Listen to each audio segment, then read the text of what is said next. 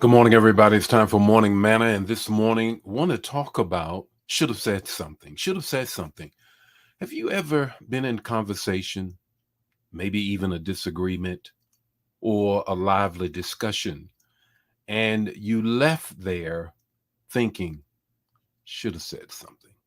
Man, I should have said this, that, or the other. And you go away regretting, I should have said something.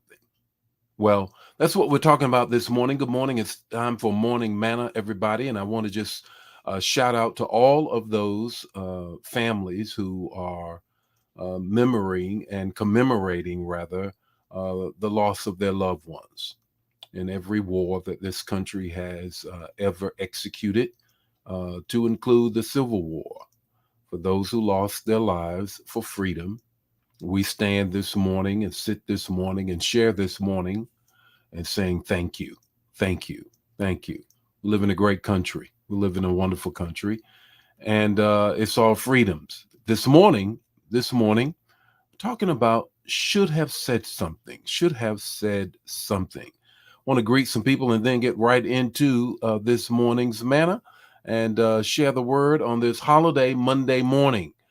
All right. Good morning, Dolores. How are you, home girl? How's everything? I didn't make it home. I started to, and I'm glad I did now because I understand that it just rained on the parade, literally, and on the cookout and everything. But good morning, home girl. How are you on this morning? Good morning, Anna. How are you? Brenda, how are you? Lena, how are you on this morning? Elder Mobley, how are you on this morning? Ari, how are you on this morning? Brother Nesbitt? Get them ribs going, bro. I did mine yesterday, and they were absolutely scrumptious.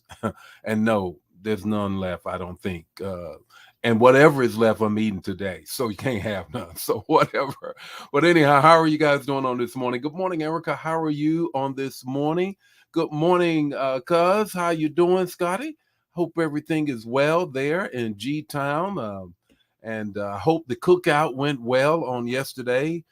It was raining. I looked at the weather and I was looking at the thread of our classmates and everything. Did miss it. But anyhow, hey, let me just get into the word on this morning. What a wonderful morning it is. It is Memorial Day. Shout out to all of the families who are thinking of their loved ones who gave their lives for all of our freedom. Let's remember this: the one who gave his life for our freedom for eternity is Jesus Christ. First and foremost, I keep him in mind, and I hope you do as well. Well, this morning, just want to share this. Should have said something. Should have said something. Put it in the chat area. You ever been in a discussion, a disagreement, arguing about sports or what have you, and you left thinking, should have said something. I should have said this. I should have said that, or I should not have said this. I should not have said that. Luke 12 and 12. It's the text, the talk, the takeaway. Here we go. Luke 12 and 12. The Holy Spirit will give you the words to say at the moment you need them. The Holy Spirit will give you the words to say the moment you need them. Now, that's not an excuse for preachers to just stand up and start talking. You better study your word. But let's get into this word here. Should have said something. The first thing that I want you to grab a hold of is words. Put this in your memory and in the chat area. Words are time capsules. Words are time capsules. They carry meaning from the past, the present, and they project meaning into the future. In other words, a word that you use today was not the same defined way yesterday. And in the future, it may have a totally different meaning. Words, remember this, are time capsules. And as a result of that, when a person hears a word, it could be a trigger to them because it releases something that took place in their past. First thing, words are time capsules. Second thing is this: words move mountains. Jesus said it himself. Words move mountains. Mark 11:23. Speak to the mountain and it shall move. Pluck it up, go into the sea. Words move mountains. What do you mean by that? If you look at the oration of Martin Luther King Jr., you will see that those words moved an entire mountain of racism, but for a moment. It brought in civil rights in a very strong and serious way.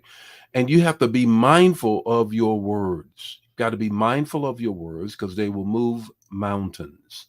The second thing is this: words are weapons of warfare. Words are weapons of warfare. Remember this in Matthew 8 and 8, when Jesus, they have such strength, when Jesus was going to go to the centurion's house to heal his servant, he says, you don't have to do anything, just say the word. Just simply say the word and watch things happen. Just say the word. They move mountains. They're weapons of warfare. They are time capsules. They trigger. They are triggers. Remember that. So what's your takeaway this morning? Your takeaway is this: use your words wisely. Use your words wisely.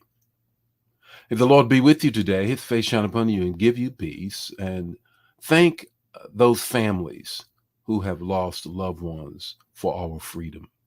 And give Jesus thanks for the fact that he gave his life, his sacrifice for our eternal freedom. Have a great day. Don't eat too much barbecue. I'll see you tomorrow morning with more Morning Manna. Bye now.